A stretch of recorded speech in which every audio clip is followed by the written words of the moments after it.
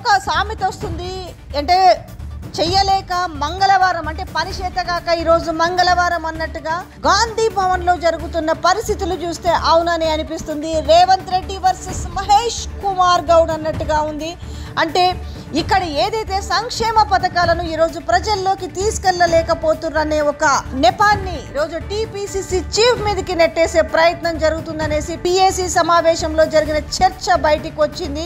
TPCC అధ్యక్షుడిగా Mahesh Kumar Goud fail అయిందనే ఈరోజు ఒక మెసేజ్ బయటకు వస్తుంది. మహేష్ కుమార్ గౌడ్ పై సంచలన వ్యాఖ్యలు రేవంత్ రెడ్డి చేసినట్టుగా తెలంగాణ కాంగ్రెస్ అధ్యక్షుడిగా నియామకమై 10 నెలలు గడుస్తున్నా కాంగ్రెస్ పార్టీ అంచనాలను అందుకోలేకపోయాడని టీపీసీసీ చీఫ్ మహేష్ కుమార్ గౌడ్ పట్ల కీలక వ్యాఖ్యలు చేసిన రేవంత్ రెడ్డి గత శుక్రవారం హైదరాబాద్లో జరిగిన పిఏసీ సమావేశంలో ఏఐసీసీ అధ్యక్షుడు మల్లికార్జున ఖర్గే ముందే టీపీసీసీ చీఫ్ మహేష్ కుమార్ గౌడ్ పైన రేవంత్ రెడ్డి సంచలన వ్యాఖ్యలు చేశారని అర్థమవుతుంది.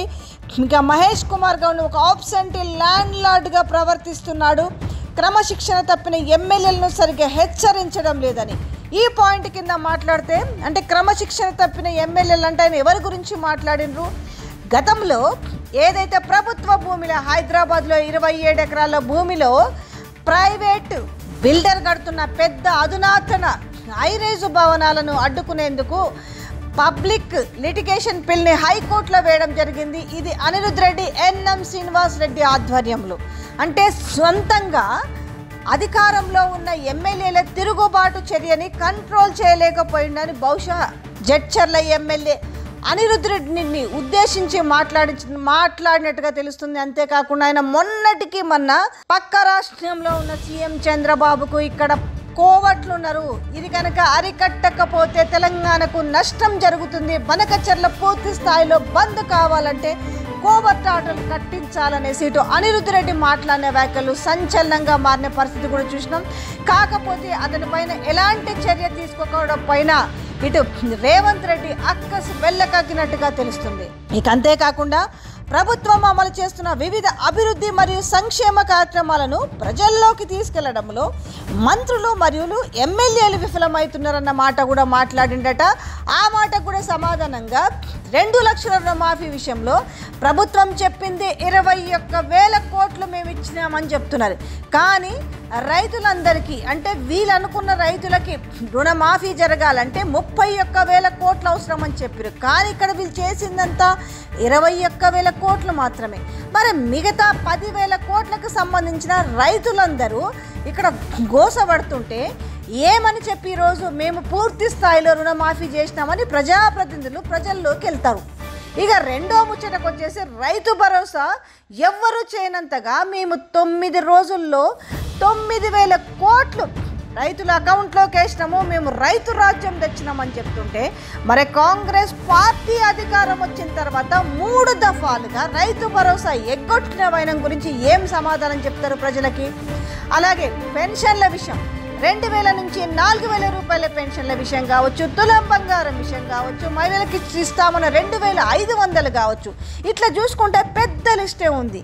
ఏ ఒక్క ప్రజాప్రతినిధి ఈరోజు మంత్రులు కావచ్చు, ఎమ్మెల్యేలు కావచ్చు, ఏ కాన్స్టిట్యున్సీలోకి పోయినా ప్రజలంతా తిరగబడుతున్న వైనం కనిపిస్తుంది. వీళ్ళు మాత్రం చాలా గొప్పగా చెప్పుకుంటున్నారు సంక్షేమ పథకాల గురించి. ఆ సంక్షేమ పథకాల విషయంలో ఎంత డొల్ అన్న విషయము కాంగ్రెస్ పార్టీ అధికారంలోకి వచ్చి ఎంత మోసం చేస్తుంది అనేసి ఇవాళ రాష్ట్రంలో ఎక్కడ ఏ నలుమూలలకు వెళ్ళినా, ఎక్కడ ఏ మూల కూసున్న ముసలమ్మని అడిగినా, నెక్కరేసుకొని బుడ్డోని అడిగినా కూడా ఈరోజు చెప్తున్న వైనం కనిపిస్తుంది.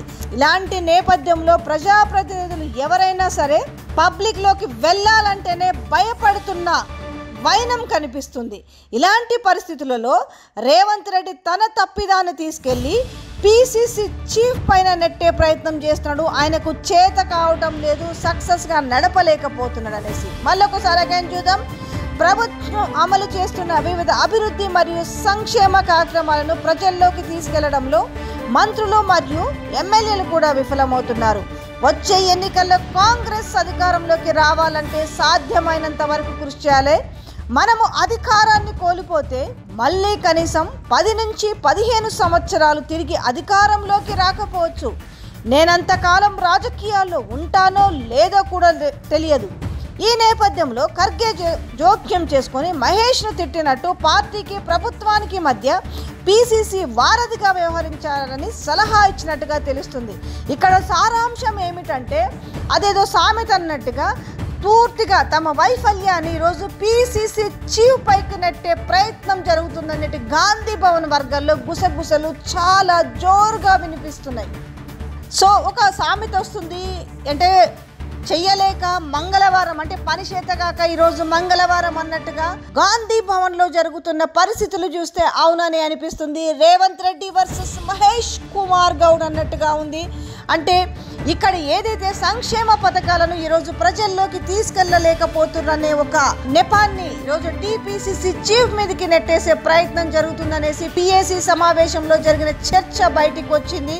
టీపీసీసీ అధ్యక్షుడిగా మహేష్ కుమార్ గౌడ్ ఫెయిల్ అయ్యిందనే ఈరోజు ఒక మెసేజ్ బయటకు వస్తుంది. మహేష్ కుమార్ గౌడ్ పై సంచలన వ్యాఖ్యలు రేవంత్ రెడ్డి చేసినట్టుగా తెలంగాణ కాంగ్రెస్ అధ్యక్షుడిగా నియామకమై 10 నెలలు గడుస్తున్నా కాంగ్రెస్ పార్టీ అంచనాలను అందుకోలేకపోయాడని టీపీసీసీ చీఫ్ మహేష్ కుమార్ గౌడ్ పట్ల కీలక వ్యాఖ్యలు చేసిన రేవంత్ రెడ్డి గత శుక్రవారం హైదరాబాద్లో జరిగిన పిఏసీ సమావేశంలో ఏఐసిసి అధ్యక్షుడు మల్లికార్జున ఖర్గే ముందే టీపీసీసీ చీఫ్ మహేష్ కుమార్ గౌడ్ పైన రేవంత్ రెడ్డి సంచలన వ్యాఖ్యలు చేశారని అర్థమవుతుంది.